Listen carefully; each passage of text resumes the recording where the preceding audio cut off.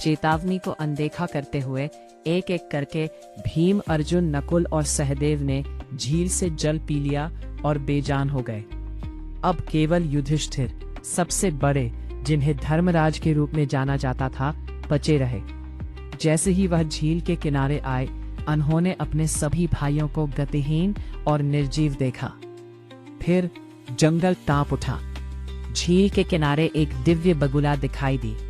उसकी आंखें ब्रह्मांडीय अधिकार से चमक रही थीं और एक आवाज गूंजी, मेरे प्रश्नों का उत्तर दे, या वह सब कुछ खो दे जो आपको प्रिय है और आपके प्राण भी।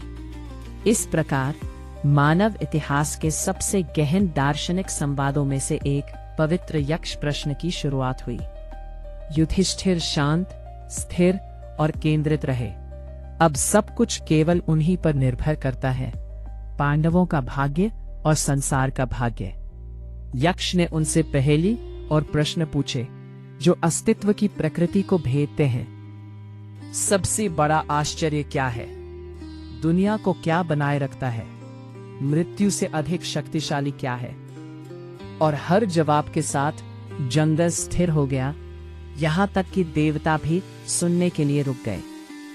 बगुला कोई साधारण प्राणी नहीं था, वह एक यक्ष में रूपांतरित हो गया। जब अंतिम सत्य बोला गया तो भ्रम दूर हो गया। यक्ष के वास्तविक रूप को प्रकट करता है।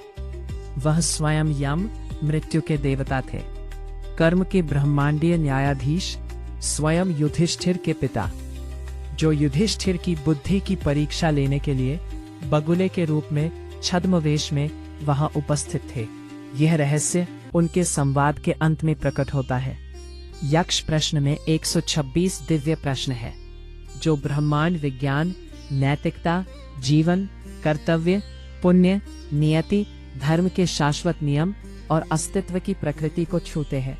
सभी 126 यक्ष की प्रश्न के लिए बने रहे और धन्य रहे। क्या आप उत्तर जानते हैं? क्या आप इसे हल कर सकते हैं? प्राचीन ज्ञान को प्रतिबिंबित करने, सीखने और जागृत करने के लिए तैयार हो जाएं। एक ऐसा संवाद जो आज भी हमारे जीवन को आकार देने की शक्ति रखते हैं। सब्सक्राइब और लाइक करना ना भूलें।